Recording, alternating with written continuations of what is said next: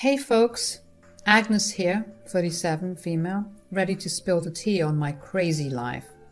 So imagine this, a girl growing up surrounded by trapeze artists, fire eaters, and clowns. That was me, Agnes, the unintentional circus sensation. My adopted circus family didn't have much choice but to throw me into the limelight when they discovered I could bend in ways that would make her pretzel jealous. Flexibility had its perks, I guess.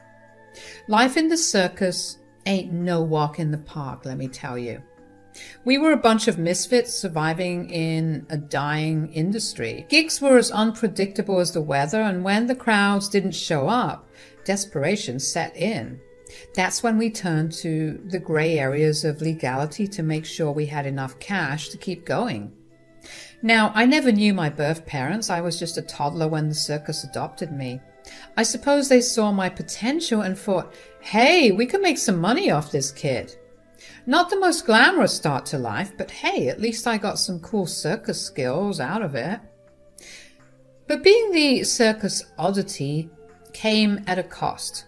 No school dances, no high school crushes, just a relentless grind of circus life. At 16, I couldn't take it anymore. I wanted out. I wanted a taste of normalcy. So I hatched a plan to escape. But oh boy, my circus family wasn't having it. They caught wind of my little plot, and from that day forward it was like living in a circus-themed prison. Tighter schedules, harsher rules. They wanted to squeeze every last drop of profit out of me. And let me tell you, the means they used to keep the money flowing weren't exactly honorable, as I mentioned before. Robberies, sketchy deals, selling unprescribed Adderall to desperate souls. Yeah, we did it all. I started feeling more like a cash cow than a human being. Enough was enough. The resentment grew, and I dreamt of a life beyond the big top. I wanted to break free from the chains of the circus, taste freedom, and pursue dreams that didn't involve juggling or walking a tightrope. But it seemed impossible, and I was growing more and more desperate as the years went by. So 4 years flew by, and my circus family had taken a really dark turn. We went from being quirky performers to full-on hardcore criminals. Drugs, shady deals, and a whole lot of messed up chaos. It was a living nightmare I couldn't wake up from. I'd seen things that would give you chills, and I was done living that cruel, tough life. My circus family wasn't a family anymore. They were just a bunch of messed up drug lords. I had to get out, and I needed a plan. Lucky for me, I had one true friend in that chaotic mess. Let's call him Jack. Jack and I hatched a plan to escape the circus nightmare, and as fate would have it, when the heat was on and my family was about to catch me escaping again, Jack took the fall for both of us. Brave soul. I promised Jack that I'd find a way to contact him once I was free. I was determined to bring him into the light and away from the circus's twisted grip. 2 years later, I finally made a life for myself. I landed a waitress gig and snagged a small, dingy apartment. It wasn't much, but it was freedom, and that's all I needed. I found Jack on Facebook, but communication was tricky, as you can imagine. The circus drug lord ringleader was keeping a close eye on him, making regular contact near impossible. We'd exchange a few words once a month, and every time I'd reassure Jack that things would work out for us in the end. All right, buckle up, folks, because the roller coaster continues. So there I was, settling into my new life in Connecticut, thinking I could finally catch a break from the circus nightmare. But you know, life had other plans. One day I decided to check on Jack like I would usually do. But what I saw made my heart drop. A terrifying text from Jack's account explained that the other family members had found his secret social media profile. Panic mode initiated. They threatened me, said that they were loaded now from all the illegal activity and ready to hunt me down for revenge. I pleaded and swore I wouldn't spill their secrets to the authorities, but they weren't buying it. Loose ends needed tying up, and I was on their list. Now imagine living with the constant fear that you're being watched. I changed my social media and my identity, but somehow those circus creeps always found a way to reach me. Every year or so, an ominous message with a clown emoji would pop up. I found you. It was like a never-ending horror show, and I didn't know what to do. You might be wondering why I didn't run to the police. Fear. Pure, unadulterated fear. I'd been involved in their illegal activities, and although I was forced and coerced into it, I was terrified of getting into trouble myself. So I kept moving, changing places, hoping to outrun the ghosts of my past. For a while, Connecticut seemed like a safe haven, thank God. I got odd jobs and gardener gigs, just trying to make ends meet. That's when I met Clinton, a nice guy who hired me for various odd jobs around his place. Clinton and I hit it off. He would always laugh at my jokes, and he found it cool that I had a background in the circus. Eventually we started dating. Things felt normal, happy even. For a while I could almost forget the circus nightmare that kept lurking in the shadows. Clinton and I were on fire. Every day he'd tell me he loved me and I was falling head over heels for the guy. Love was in the air, and it wasn't long before we decided to throw a shotgun wedding. Yep, we were so crazy about each other that we just couldn't wait. We didn't have a big fancy ceremony or anything, just a couple of lovebirds saying their vows in a little chapel. It was simple, sweet, and felt like a dream compared to the circus drug-fueled nightmare I'd been through. I thought maybe, just maybe, life was finally cutting me some slack. Clinton and I settled into our married life, blissfully in love and building a future together.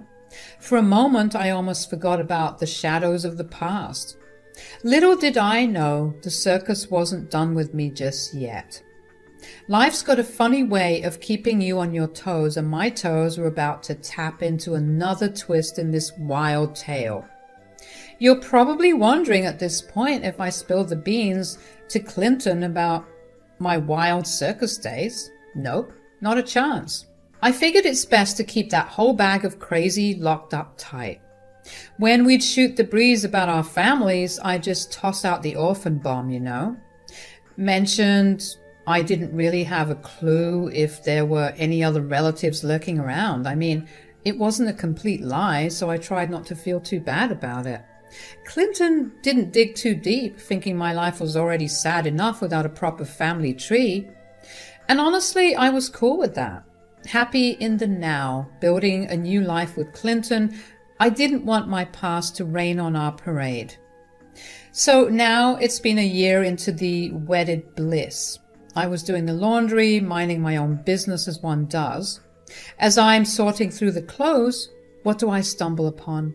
A pair of panties that sure as heck weren't mine. I went full-blown ballistic. I mean, who wouldn't? I stormed up to Clinton, waving those mystery undies like a battle flag. He's got this deer-in-the-headlights look, stammering like a kid caught with their hands in the cookie jar, and I'm standing there demanding answers, thinking, is this guy for real?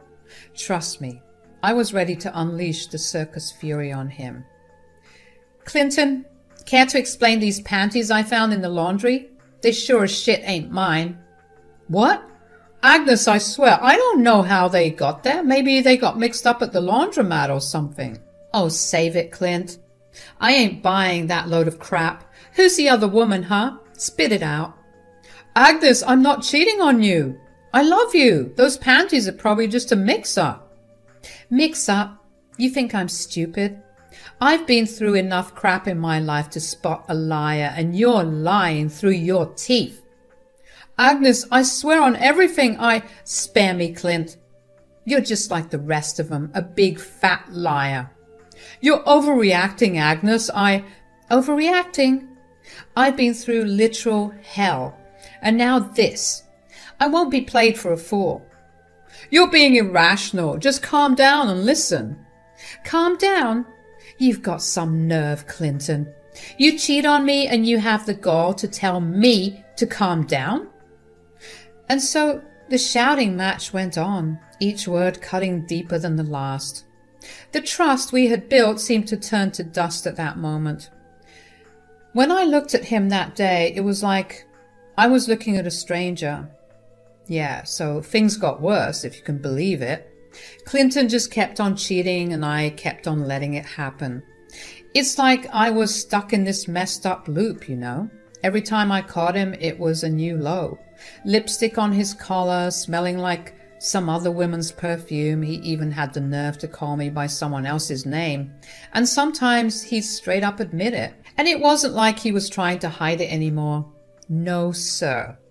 He'd almost show it off, flaunting his affairs like some twisted game. When I'd lose it, he'd just throw it back at me. Clinton, seriously, why do you treat me like crap? What's your deal? You think I'm stupid? Honestly? Yeah. What? You heard me. I think you're stupid. Why are you still here if you hate me so much? Why are you still here if you don't like me enjoying myself? Are you high or something? It's because I love you. No, I don't think so. I think it's because you're obsessed with me. What? Admit it. You need me, babe. You're obsessed with me. Obsessed? You're out of your mind. Why would anyone be obsessed with a cheating jerk like you? Look around, Agnes. You got nothing without me. Now, why don't you just leave? I don't know, okay? But that doesn't mean I need you. Sure. Admit it, Agnes. You're hooked on me. You can't resist. No, I'm not. I just thought we could have a decent life together. Decent life with you? Come on, Agnes. You know you can't do any better. Maybe I can't. That's right. You're stuck with me and you know it. I didn't really know what to say after that. I mean, sure, I was furious, but this twisted fear of being alone kept me hanging on. I'd rather put up with his crap than face the ghosts of my past, you know? After a while of this crap, I stopped fighting it. I stopped questioning him. It was like I became numb to it all. More years rolled by and Clinton just kept at it. There were times when I'd catch him right in our bed with another woman and I felt like I couldn't even fight back. I was stuck, drowning in this mess I couldn't escape. It's crazy how fear can make you do things you never thought you would. So there I was, turning 36, thinking maybe things would take a turn for the better. Boy, was I wrong. Life decided to throw me another curveball. Clinton continued his cheating antics. It was almost comical at this point. Lipstick on his collar, late-night calls, the whole shebang. I barely flinched anymore. It's funny how you can get used to your own personal hell. Nights that used to be filled with silent sobs now felt eerily quiet. No more tears. It's like my soul has run out of water. But this is where things took a turn. You remember that toxic circus family I mentioned earlier? Yeah. Turns out they found me. Got a nice little DM on my Instagram saying, "Nice try," when they figured out I was going by a different name and decided to drop me a threatening note. I felt a chill run down my spine. How the heck did they find me again? I changed my name, my location, everything. It felt like they had eyes everywhere, and suddenly all the old fears and nightmares came rushing back. I tried to shake it off and focus on my life with Clinton, or whatever was left of it, but it was like trying to ignore a storm that was about to wreck everything. I couldn't escape the feeling that my past was catching up, and it was bringing a world of trouble with it. Turns out, they weren't too worried about chasing me down all these years because they were too busy swimming in their pool of ill-gotten gains. But now the fuzz was about to rain on their parade. They texted me their threats, trying to squeeze me like an old rag. The grand plan? They wanted to wire their dirty money into my account, making me the fall guy when the law came knocking. Real classy, right? They weren't asking, they were demanding. "Give us your bank details, Agnes," they sneered, thinking they had me cornered. Threats echoed through the phone, promises of ruining my life if I dared to defy them.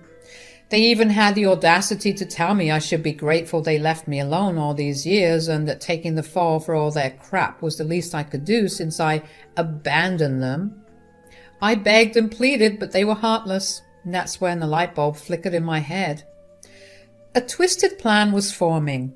Sure, wire the money, I texted back. I tossed my bank details their way like a juicy bone to a pack of wolves. They boasted about sending $500,000 anonymously, thinking they were the puppet masters pulling the strings. Little did they know I was about to turn the tables and make their puppet show a comedy of errors. Let the circus games begin. The next day I approached Clinton with a carefully crafted email from none other than yours truly, but he didn't know that. I told him that I did indeed have some long-lost relatives tucked away in a European royal family.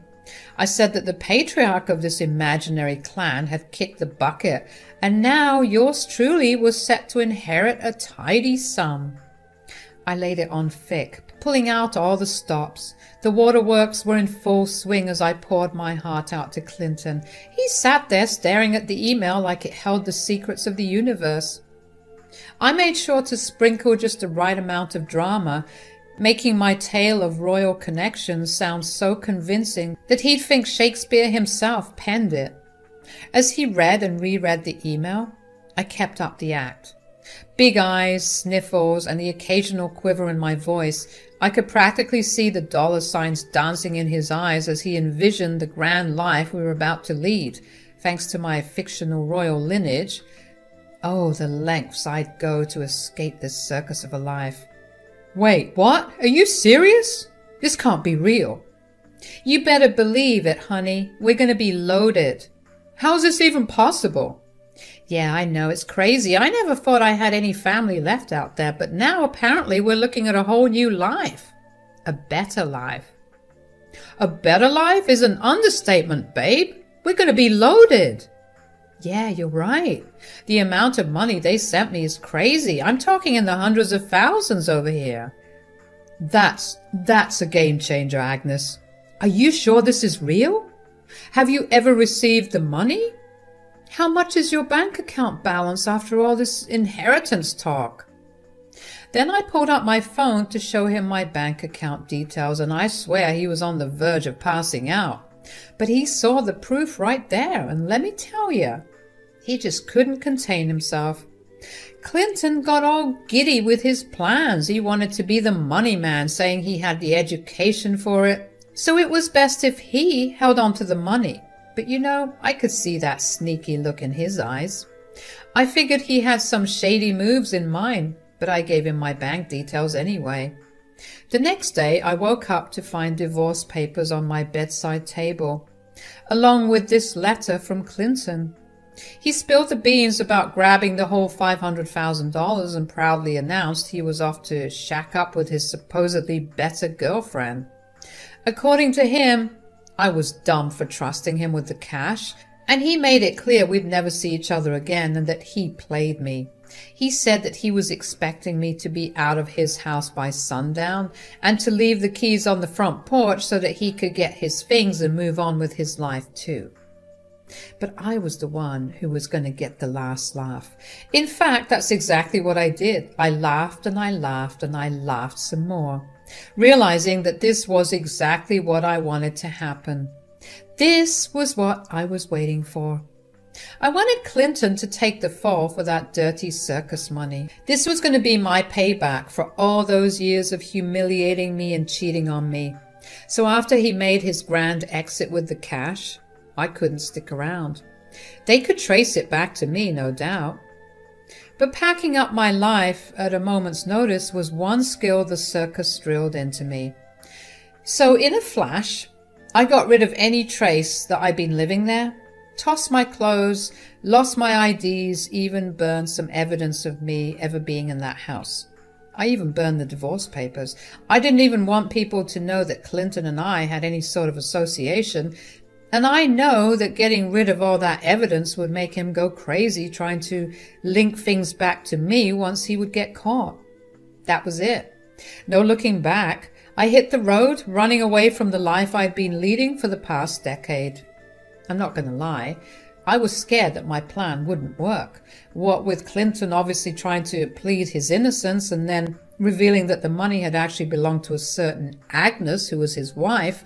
But then I got some wonderful news not long after my little stunt. A few weeks later, I saw Clinton's face plastered on the front page of the local newspaper. He got arrested for fraud, all thanks to that money in his account. Safe to say, I was finally in the clear. I couldn't resist digging into the whole Clinton debacle. The story in the newspapers was like a script for a bad sitcom, and I needed to know all the juicy details. Turns out the police thought Clinton was a total nut job. I mean, who screams and yells about his wife being the mastermind behind some sketchy $500,000 inheritance? But the cops weren't buying into his act. No one inherits that kind of cash out of the blue. Even his string of girlfriends didn't help his case. They were clueless about me, thinking it was just another one of his wild stories to escape the clutches of accountability. Needless to say, his side chicks weren't too happy to find out that they weren't the only ones of his lovers, so they had no trouble cutting ties with him and making him seem like Jack the Ripper in the eyes of the law because of his deceit. When the police raided his place, they found no trace of any Agnes living there. Every move Clinton made to prove his innocence just made him look even more guilty. The newspapers were having a field day with headlines like Mad Men's Imaginary Heiress and Delusional Husband on the Loose.